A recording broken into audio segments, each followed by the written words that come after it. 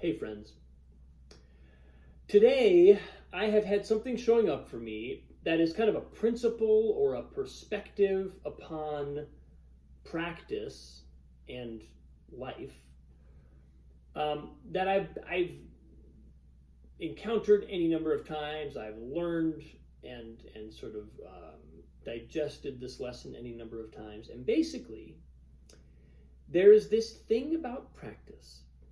We can be as intelligent and as rigorous and as conscious as possible about our practice. In other words, we can approach our practice in such a way as to truly maximize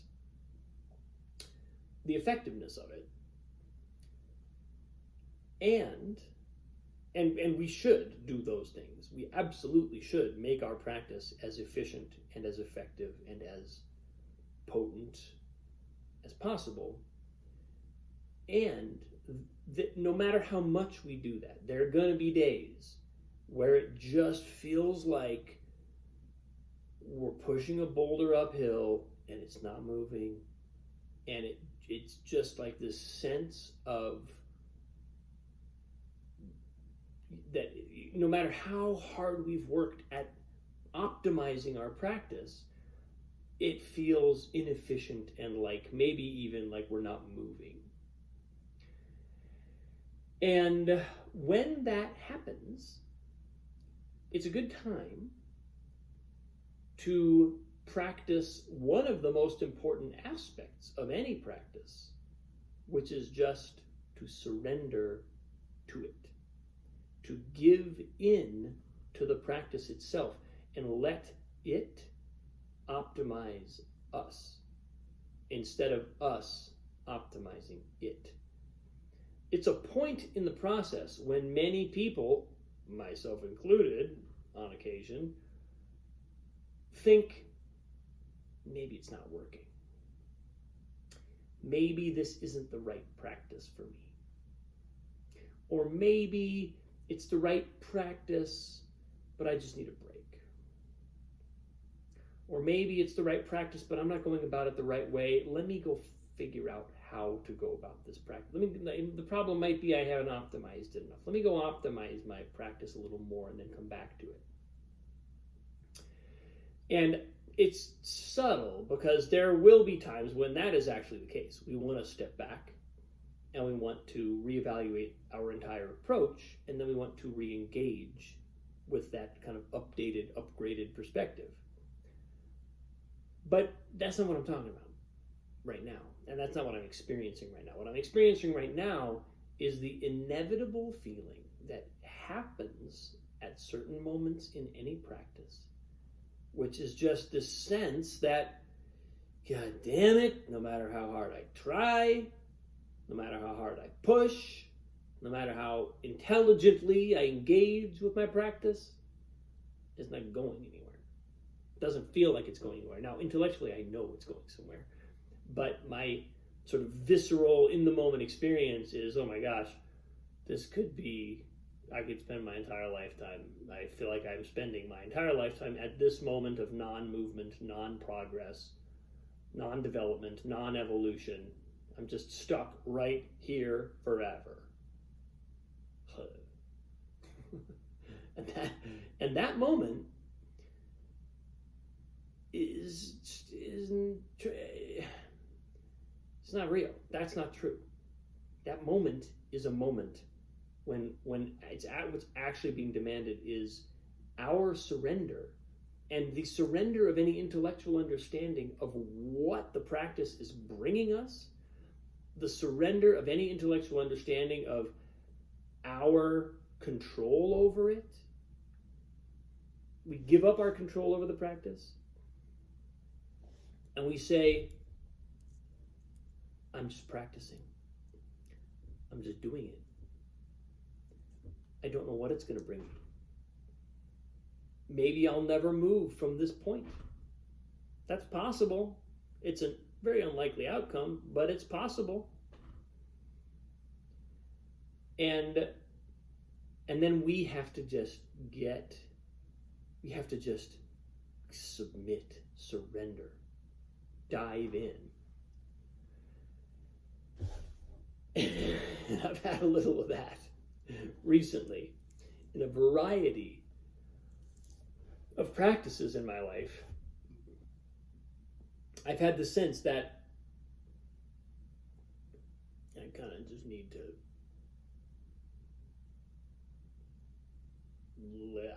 to, be in it, stay in the game. I call it the stay in the game moment, because it tempts us, as I was saying before. What we will be tempted to do is take a time out, or kind of call it a lot, cut our losses this round, come back later. And again, it's not that there aren't actually appropriate times for those things, for those actions, but this is not the time for that action. This is time to stay in the game. And it's a palpable feeling. It's like that. It's almost like running into a headwind, and we just get this feeling like we're working so hard and we're moving so slow. And that is a time when the best thing we can do is just keep going. Just keep going. Because the practice really will optimize us. Yes, we should optimize our practice. Yes, we should use all the intellectual and spiritual and emotional tools we have at our disposal to absolutely approach our practice in the most effective way and be as efficient as possible, so that we're getting the maximum benefit, and we're truly evolving ourselves, and we're being rigorous, and we're not just wasting our time. All those things we should do. And there will be moments when we just don't have enough control or enough energy or enough perspective to be able to know that we're doing it right. And we have to do it anyway.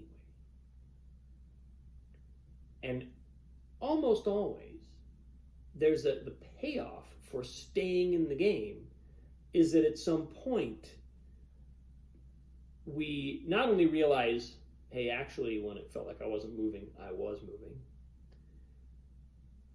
Also, we realize, not always, but often, there was something that I thought I needed to be doing in order to be doing it right, and I didn't need to be doing that thing. Actually, doing it right meant just staying with it. And this other thing came out of that, because I needed to just be in the game and let the game teach me what the next steps were. Instead of getting too smarty pants, too clever about trying to know the right next steps and make sure that I'm taking them and all of that. Again, which is not a bad impulse, it's just sometimes we have to give that up. And I think,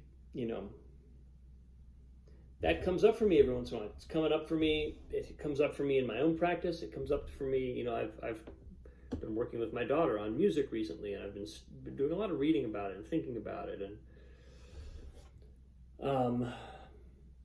one of the greatest things that I learned from Edmund Sprunger's book, which is entitled Helping Parents Practice, it's one of the greatest books on parenting, period, that I've ever read.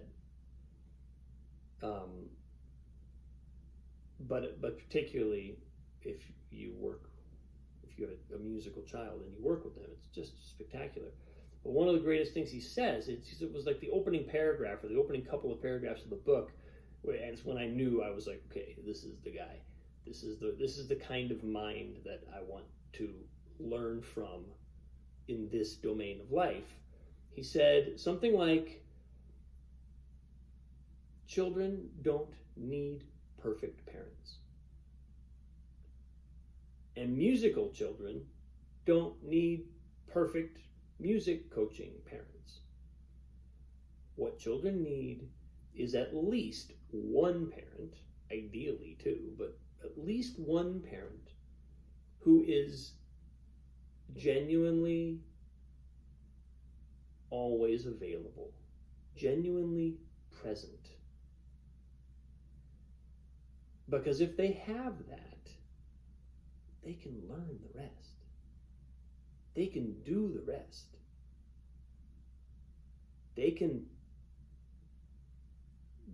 They'll lean on you when they need you, they'll stop leaning on you when they don't. But one present parent. And it's, I've learned this with music. I learn it again kind of every day, because there's just a new level to it every time I turn around. But being there and sort of like acknowledging and understanding that that's the job. I might think the job is any number of things, and I might be doing all the things I think I should be doing. But when I kind of wake up to myself, I'm capable of realizing those are not the things. Being here, being present is the thing. And man, you want to talk about a form of practice where it feels like God only knows if this is going anywhere or what's happening or how am I, what?